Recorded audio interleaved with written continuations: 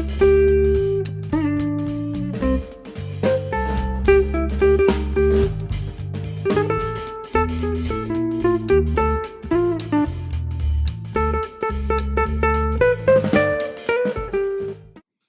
folks, welcome. This is 180 Stitches, which is a mostly knitting video podcast that happens, with variable frequency, where I, Emily, talk about my crafting, my knitting, and then also sometimes I like to talk about baseball and a variety of other things that may be going on in my life at the time. So thank you so much for tuning in. If you're new, welcome. If you're coming back, wow, thanks for doing that. This is actually episode 24. Can you believe that? Oh man, it does not feel like it's been 24 episodes. It feels like it's both been fewer and more episodes than 24. But today is July 28th, 2021, and I'm so excited to be chatting with you. This is not my normal recording time, so it is right around 5 o'clock on a Wednesday, and it was a busy weekend for us this weekend. Normally I record on Saturday or Sunday, but my parents were in town visiting, and so we were doing lots of fun stuff with them, which was really fun, and yeah, had some work to catch up on after that, so I am recording during the week, so hopefully I'll have this up to share with y'all either today or tomorrow. And yeah, there's a lot of exciting stuff on the horizon. I don't have any finished objects today, unfortunately, but I do have lots of works in progress, lots of just knitting progress that I'm excited to share with you. Some new things, some acquisitions, and yeah, just an update. We're closing in. If you guys have been following along, it is almost Stripey Turtle Tank time, so we're closing in on pattern release, and so I've got some more information about that for you all as well today. So yeah, let's go ahead and hop into it. So I'll start, since I don't have any finished objects, I'll start with my works in progress, and then we'll talk about some acquisitions and some other baseball and life stuff as well at the end maybe. But a couple of things that I showed you last time that I've made some progress on. So first up is this sweater that y'all may recognize.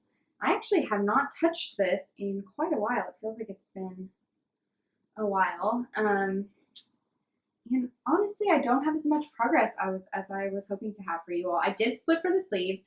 Okay, let me back up. This is what I'm calling my Madewell Dupe, and I've shared with you in the past pictures of the sweater that kind of sparked my interest to knit this, and I am using a pattern called Birthday by ANKESTRiCK, and just kind of heavily modifying that pattern to make it more similar to this sweater that I saw from Madewell online.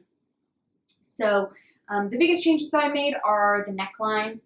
And that actually, I was thinking about doing another modification to add like some detailing on the bottom of the sweater, but I think I've decided against it. I think I'm just going to stick with the neckline modification. But anyway, so this is the sweater, and I don't think I've mentioned this in the past. I've been really bad about this part, but I am knitting size M1, so size medium 1. I think it is the third size in the pattern. And I don't remember if I got gauge, and I'm not sure of my needle size either, but I could probably tell you that if I could grab a gauge ruler here. I am using size 5, US 5, 3.75 millimeter needles. Yeah, so this is the Birthday, and really I just took I cast on fewer stitches and knit in 1x1 ribbing for a while, and then I increased to the point where I got to the correct number of stitches for the original cast on, and then I just picked up from there. And so that added this cute little mock neck And the original pattern has like a more of like a boat neck type style of neckline. And I really like this. So I have tried this on, and I was pretty happy with the way that it fit. You know, always, I don't know if you all have this when you try on sweaters, like when you're in the middle of it, especially, I don't know, I feel like brioche in particular, there's, like, when I have it out on the needle, the body feels so big. Like, I don't know, maybe this is just going to be too big and I knit too big of a size, but I'm a little concerned that the body's going to be too big.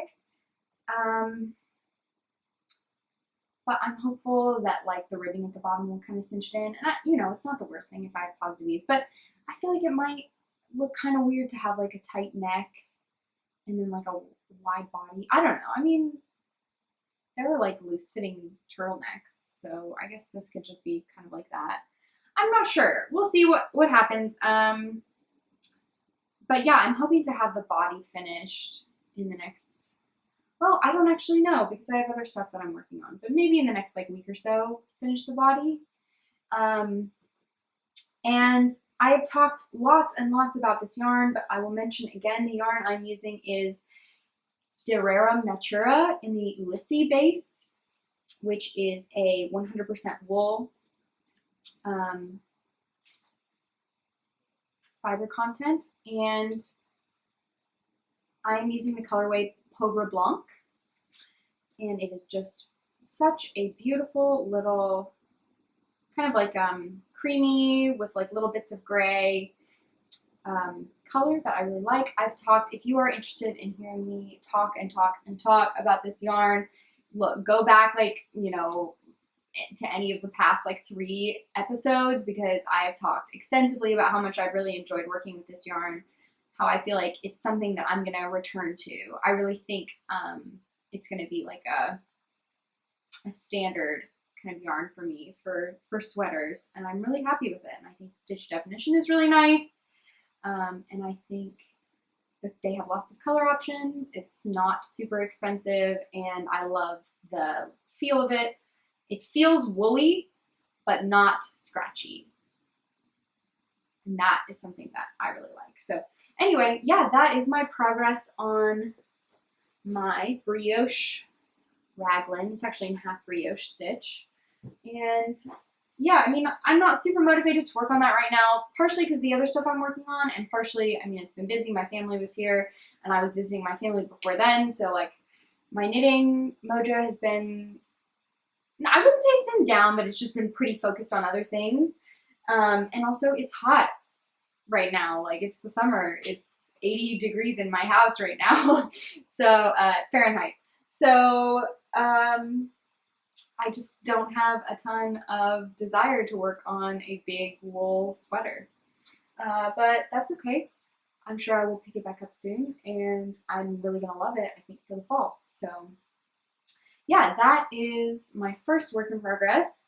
And then my second one I showed you just the beginning of last time we chatted, and it is my next stripey turtle tank. So maybe I should stop here for a second and just, I mean, I don't know. If y'all have watched my other episodes, if you follow me on Instagram, any of that, like, you are probably more than tired of hearing about the stripey turtle tank. I'm sure that you are, and I'm sure that you're just like rolling your eyes at the screen right now. But just to like get everyone on the same page and update everyone, this is the stripey turtle tank. It is a pattern of my own design, my very first ever pattern, and I couldn't be more excited about it. I love it. I love knitting it. I have so many color combination ideas in my head, and I'll share some more of those with you later in the episode. But yeah, originally, just quickly I will say, I had this t-shirt with these stripes on it. I love the colors of the stripes, and I had some yarn in my stash that I thought, you know, had the same, a lot of similar colors, had the same like vibe or feel as this shirt that I loved. And I had in my head this idea for like a cropped tank, a cropped like close fitting tank with like a little bit of a mock neck. And so I decided to just knit without a pattern. first time I'd really done anything like that, and yeah, I did that. I wrote down what I did as I went, and it seemed like some folks were interested in the tank, and other people potentially would want to knit it as well. So I wrote out the pattern, and that was such a new experience for me. It was really fun. And I had an incredible help with Sylvan, my tech editor and friend, has done just an amazing job, helping me through the process of writing the pattern and making sure that we have tons of sizes, and the sizes that we have are going to fit the bodies of the people who knit them. And also just going through the test knitting process. We just finished test knitting, so if you're watching this and you test knitted, thank you so much. I cannot thank you enough. Every single one of my test knitters was just incredible. So nice and helpful and wonderful and lovely. And yeah, so basically we're putting the final touches on the pattern, and it is going to be released on Saturday, August 7th. There's a date. Saturday, August 7th in the morning in Pacific time. I'm not sure exactly of the time yet, but it will be released. I will be announcing more details about that on Instagram. And something I also mentioned last time that I wanted to mention again here while I'm talking about this work in progress as well is that Melanie of Big Little Yarn Co. is going to have kits on that day as well. So her shop update is going to be in the evening on August 7th for those of us that are in the US. And so for her in Japan, that's actually early in the day on August 8th. And she has 3 beautiful kits available for you all. If you are interested in picking up a kit, you can grab the pattern that morning and then go pick up a kit from Melanie's shop. And yeah, I couldn't be more excited about it. But this is one of the kits that I am knitting up right now. And this is actually she's named them, the cutest little names. This one is called the Forest Walk kit. And it is just gorgeous. I love it so much. The main color here is Nori, which is this beautiful dark green, which I'm sure I shared close up of last time, but it's just so pretty. You all can see the color there, even if it doesn't focus. But yeah, really, really pretty.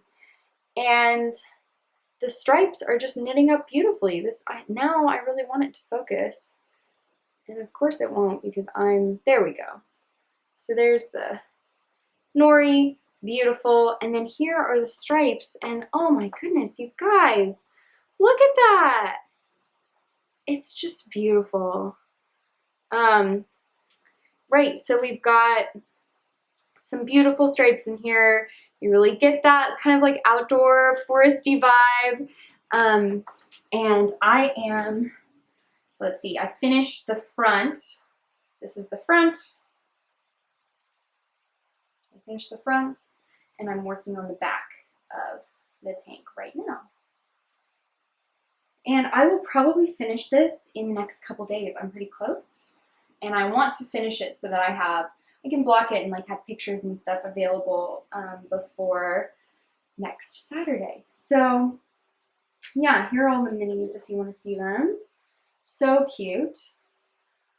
And yeah, I don't know. I feel very not concise or eloquent today, that my words are just maybe not making a ton of sense, but I'm really emotional about this. You can probably tell. I'm excited, I'm nervous, and I just can't wait for y'all to knit it. If you want to, I don't know. And working with all the people that I've worked with Sylvan and Melanie in particular has just been a dream. But with all the test knitters, everyone who's reached out to me about the pattern has been amazing.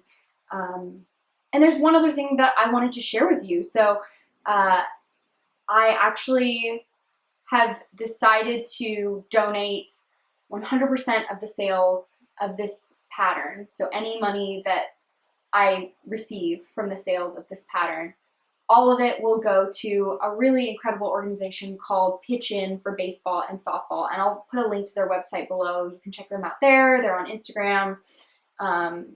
It's just a really incredible organization that provides equipment for kids who play baseball and softball that, you know, for some reason or another wouldn't be able to play otherwise because of, you know, their economic status or because of natural disaster or whatever else. They provide equipment so that those kids can play. And of course, you know, the name of the podcast, I talked about it at the beginning briefly. I work for a baseball team. I work for the Seattle Mariners. Baseball has been a huge part of my life. I love it. I love knitting and just kind of combining those loves for me. This is an absolute dream. And I'm really, really happy to be able to do this. So, you know, I mean, maybe for you, that could be a reason to purchase the pattern. But even if you aren't interested in purchasing the pattern, I really encourage you to take a look at this organization. You can donate, you know, individually if you're interested in doing that. But anyway, I couldn't be happier to be donating the money from this pattern to that organization. So yeah, if you want to check them out, if you have questions about them, let me know. And yeah, I think that's the last thing I wanted to say about the Stripey turtle tank. So I will stop. I'm sure, I know you're tired of it, but yeah, that's all your updates on the Stripey turtle tank. So kits available from Melanie. Money's going to Pitch In for baseball and softball, and the release is August 7th. So just over a week from now. Wow, unbelievable. Okay, yeah, so the last work in progress that I have two others that have been pretty stagnant for a while. So my baseball cowl, I am very behind. I should catch up because there's been some fun baseball. There's a nice streak in there recently for the Mariners that maybe I'll share some info about later, but that I haven't worked on a ton. And then last time I also shared about this pair of socks that I was knitting for Nofis, my husband. Oh, I forgot to say at the beginning, I live in Seattle with my husband Nofis and our pup Norman, who is taking a little nap just over there by the camera. Wow, yeah, not super eloquent today, but I started knitting what I thought was going to be a pair of socks for my husband out of some leftover Grenoise lamp black, which is this beautiful gray color that I used as the base color for the stripy turtle tank that I knit for my sister. So really pretty. I actually have it here. I can show it to you quickly. But I started and I was working on it some more, and I realized that I think these are going to be just too small for him. So these, oh, I lost a stitch. These have turned into a project, a pair of socks for myself. And there's the gray, really pretty. It may or may not focus, and that's fine, but just wanted to show you all the color. But anyway, yeah, this beautiful gray I am knitting. Okay, okay, y'all know from by now, I can't let it go if it doesn't focus. It really bothers me. I want it to focus. Now it's focusing on my hair tie. Kind of, there we go. All right, well, we may or may not cut all of that out. Oh, what a mess I am today. Anyway, this ended up being far too small for my husband's feet. Oh, I'm fuzzy. Here we go. Yeah. Ended up being far too small for my husband's feet, so these are going to be socks for me. I may do like shorter socks, not all the way shorties, but kind of like in a medium, not a full leg. I'm not sure yet. I haven't really worked on these. But anyway, I brought this up because I was going to tell you that I am not going to be sharing them today, but oh no. A stitch marker. Well, that probably came out of there. It's fine. That's a problem for me to deal with later. Okay, yeah, and then the baseball cowl is in here, and I have not done, I don't think, like anything on it. So I really need to catch up. I'll sit down and just do it all in like 1 or 2 sittings. But I did cast on something new. I just saw this bag pattern on Instagram. It is called the French Market Bag by Petite Knit.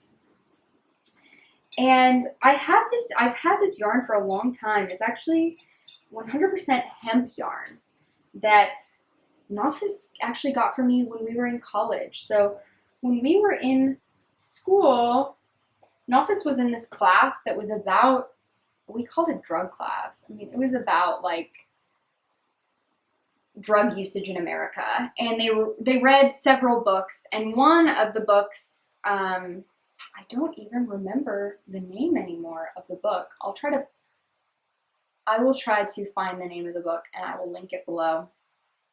But it was like largely about like marijuana and hemp, and after reading that, and we like, aside from, you know, the drug part, but just hemp, the plant, was really interesting. Like, it is a really strong fiber that was used a lot for like ropes and weaving and all kinds of stuff, and isn't used nearly as much anymore. But after we read that book in college, Nofis got me some hemp yarn. So this is the yarn, and it's actually, it's pretty tough. It's very like coarse. I don't know if you can see. Here we go. Emily again trying to get the camera to focus. Ooh, that went way faster. Okay, so you can see, like, I don't know if I bring some. It's pretty firm. Like, it's not really fluid or like drapey. It's more almost like wire or like rope. Anyway, I thought, okay, this will be great for me to use to knit this bag, because, you know, a lot of people have those, or I have one as well, those like kind of woven baskets that are made of this like really like firm, kind of sturdy material. And I thought, okay, if I just knit this bag out of this hemp yarn, it will be like a nice kind of bag that has some shape and like is pretty sturdy. What I didn't think about was like that it would be really uncomfortable and unpleasant to knit with. So I've started. This is the bottom of the bag, and it was pretty painful to knit. So who knows if I'll finish this or not. This feels like the kind of thing that is just going to hang out on my needles for a while. Like, maybe I'll work on it some more. I don't know. You're also supposed to sew like a liner into the bag, and I don't know how that will work because this is like not really a fabric. Like, it feels like a basket. So yeah, I don't know. And I also still like would need to get the handles for it. I'm not sure. I wonder if like crocheting this would be easier. Crocheting like a little basket. Or maybe I just need to push through. I'm not sure, but I started that like on a whim and worked on it for like 2 hours, and then was like, my hands hurt. I'm done with this for now. So that's where that is. And that is my last work in progress for right now. I don't have anything else that I'm really working on. I've been thinking about starting to sew again, but and I have like a couple of fabrics in my stash that I could use, and I have a couple of like patterns planned as well. I just need to go like print them and make them, like cut it. I haven't done any. I need to start from the beginning and do the whole thing. I need to cut out the pattern and cut out the fabric and sew it. So we'll see. I don't know. I feel like it's probably going to be a couple more weeks before I do that. But yeah, I have some acquisitions that I wanted to share with you all as well. So I purchased from Woolberry's Under the Sea collection a while back, and that one was a pre-order, so it took a while for them to dye all the yarn and send it out, and it arrived last week, and I'm really excited about it. So let me show you. So I got, the thing I was most excited about was a mini skein set, because I really wanted to make another stripy turtle tank. Of course, I have so many planned, but I really liked this mini skein set called Fish Are Friends, and here it is, really cute. We'll see about the focus, but here are the colors. So 2 blues, this like purpley color, and then there are these 2 like really light ones. These are pretty close for me, actually. I'm like, I thought in the pictures they looked a little bit more different. This one is like a little pinker, and this one's like closer to white.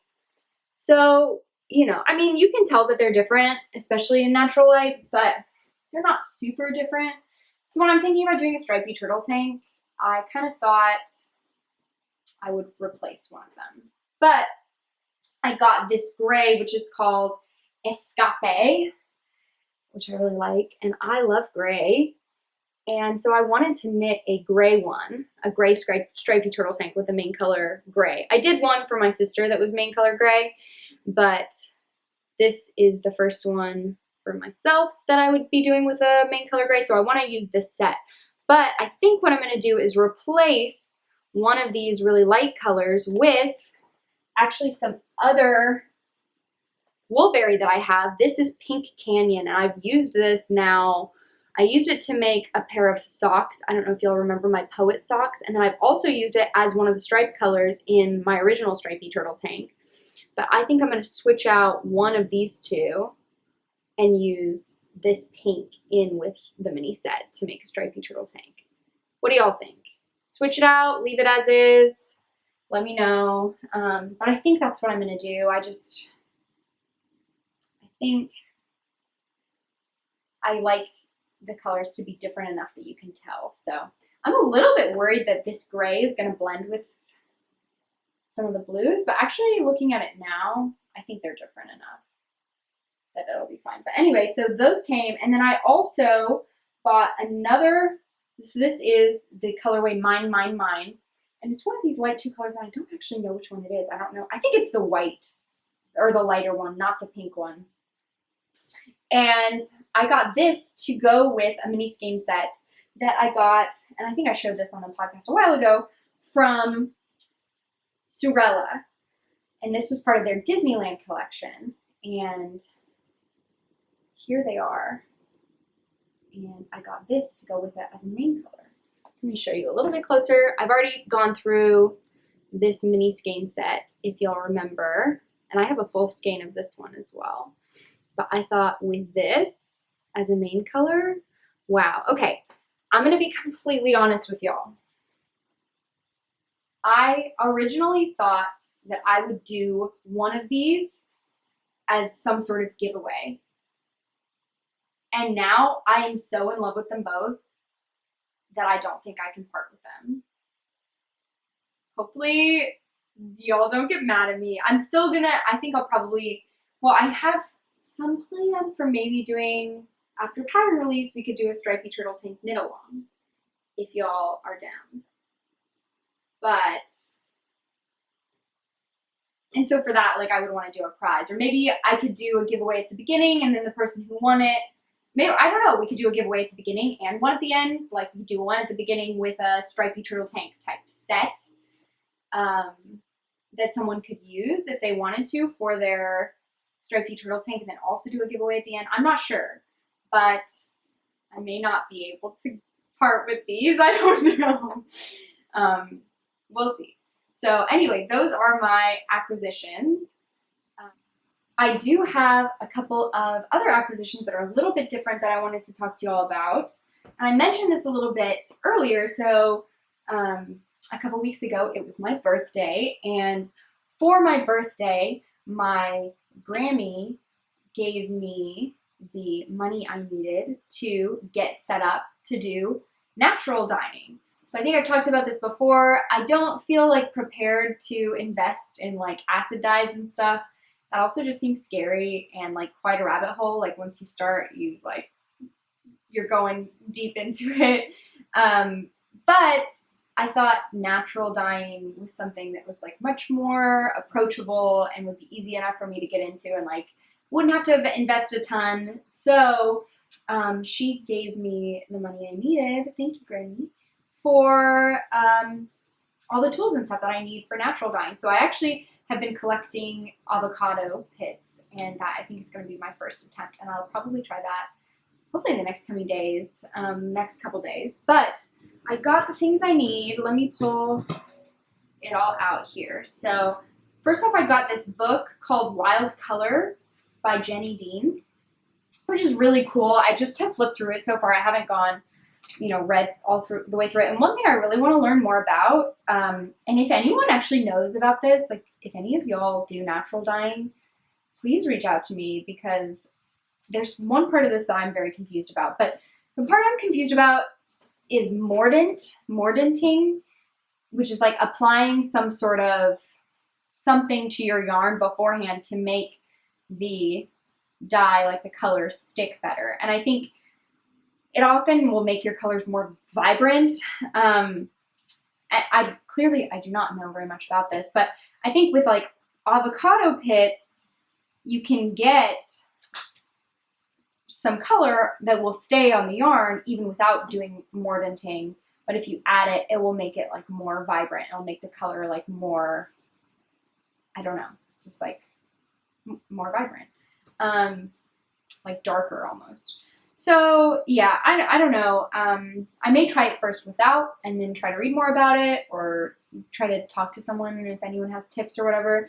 But there's a lot of information about how to dye and like different dye methods and everything. But there's also almost like a dictionary of different plants and stuff that you can use, and the colors that they'll result in if you use like different techniques, different amounts of water, like water to plant ratio, all that kind of stuff. So it's like a color dictionary for natural dyeing.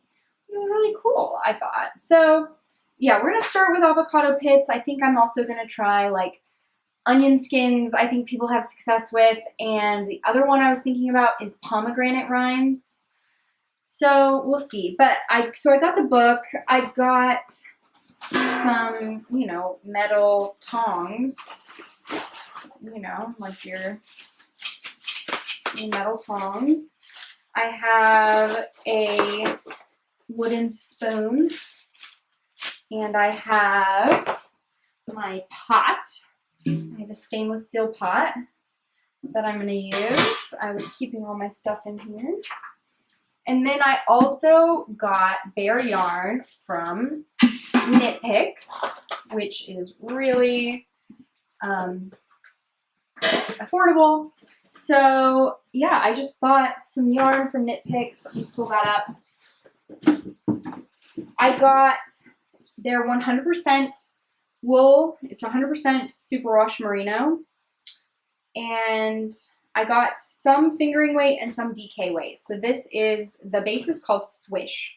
So this is Swish fingering. I got 3 skeins of Swish fingering in the natural colorway. Or is it a colorway? I don't know. And then I got 5 skeins of DK.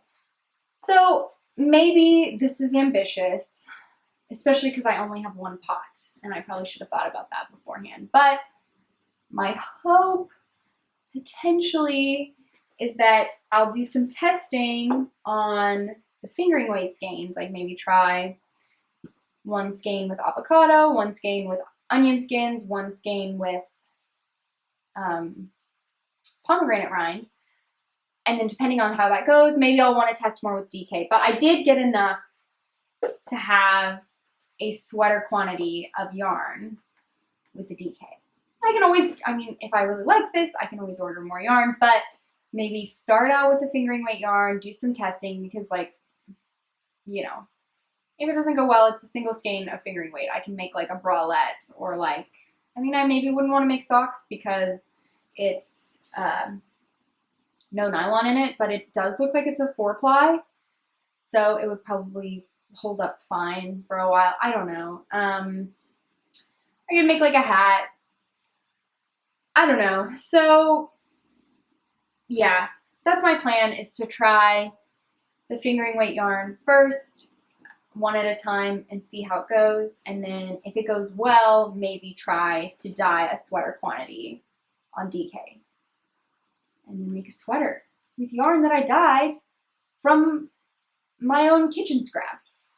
I don't know, that just seems like a very cool thing. So anyway, I'm really excited to try that. I'll probably try with the avocado pits in the next couple days, and I'll let y'all know how it goes. Hopefully it'll go well. But yeah, thank you again, Granny, and I'm excited to get started. So what a fun birthday gift. Oh, also, as a birthday gift, partially from my Grammy, but also from myself with some money that she gave me for my birthday, we went, I guess this kind of goes into life, so I'm going to be right back. I'm going to grab something. Right, so I told you that my parents were in town. They came and visited us. They were here late last week into the weekend, and last Friday we took the ferry to Whidbey Island, which is an island pretty close to Seattle. Really, really gorgeous, a great place to go. They have a ton of like state parks around. We spent some time just like walking through town. And one of the places, and I remember we've been to Whidbey Island before, and I remember it from when we were there before, but they have an old fire station that they turned into it's like a glass blowing shop. So they blow glass there, and they make all kinds of beautiful things. They make vases and bowls and like little figurines, and they also make like cups and tumblers. I just absolutely fell in love with the little tumblers that they make, and I was kind of going back and forth, like, should I buy them? You know, it's like a little bit more of an investment, and I still had some, you know, birthday money that my Grammy had given me, and so I decided to go for it, and I got these beautiful tumblers. Let me show them to you. Here they are. They're just so pretty. Who knows if it'll focus and you'll be able to see it.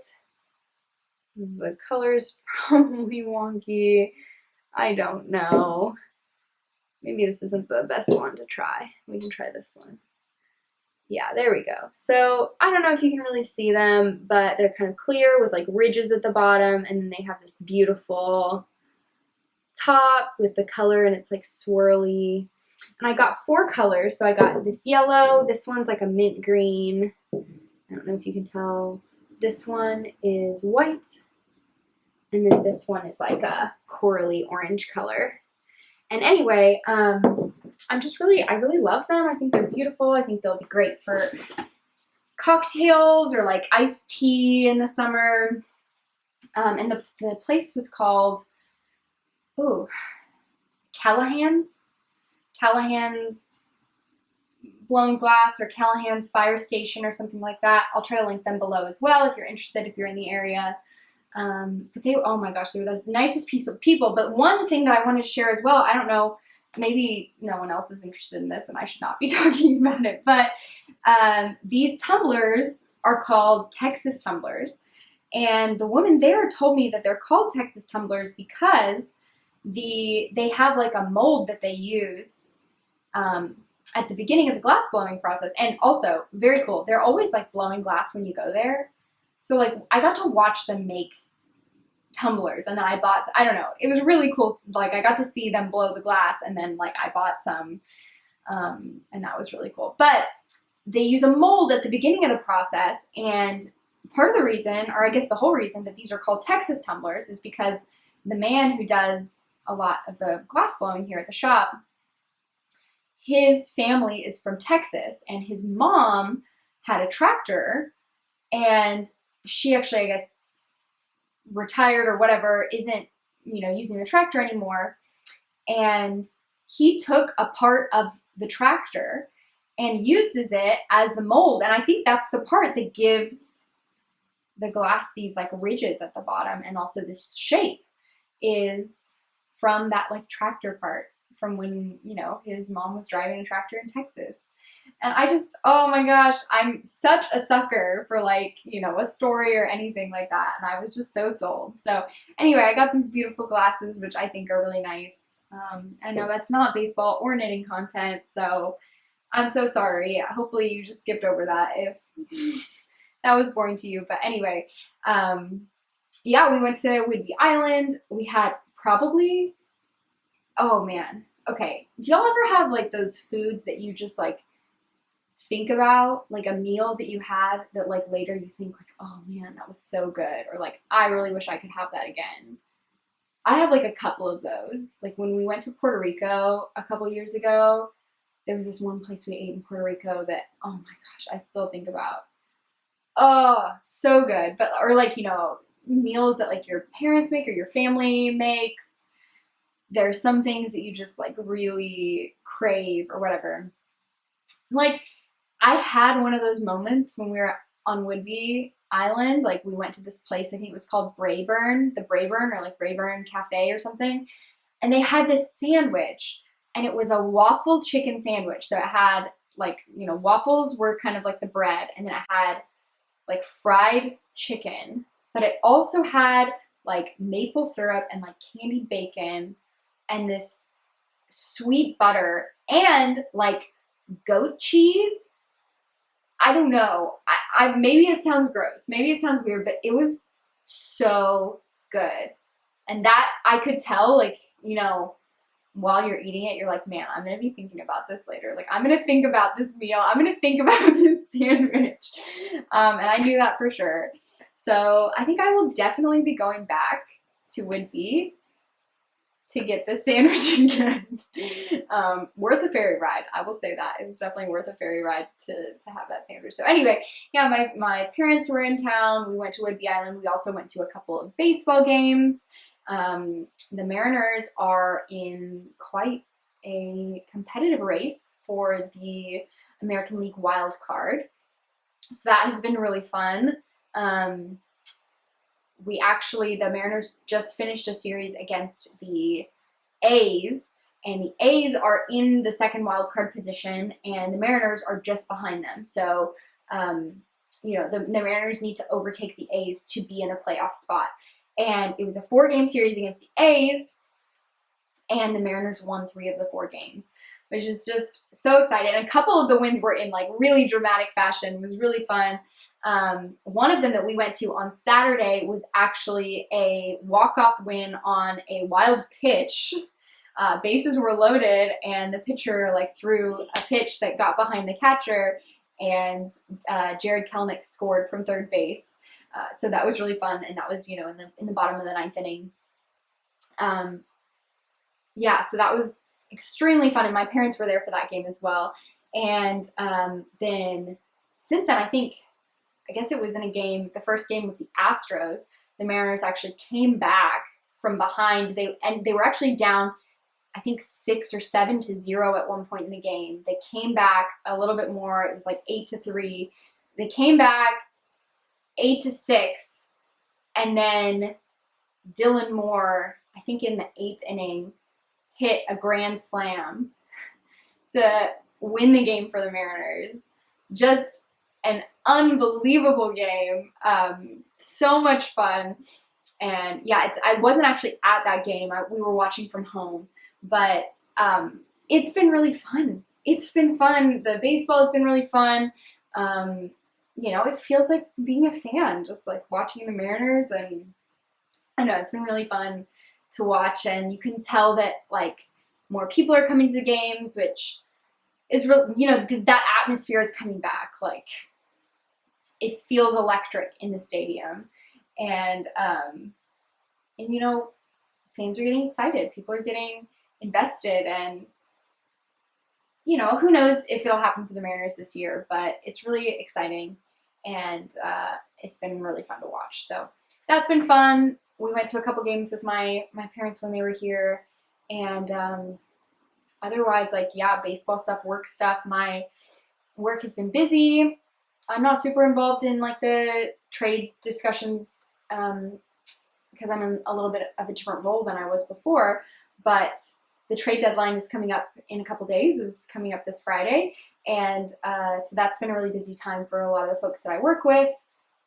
And so we've had a lot of other stuff that we're working on as well, you know, heading into the second half of the season.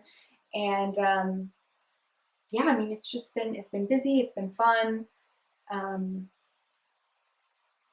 Yeah, I don't know what else to say about it. So otherwise, I think, you know, our lives have been pretty busy with going back to Oklahoma, folks coming and visiting us here.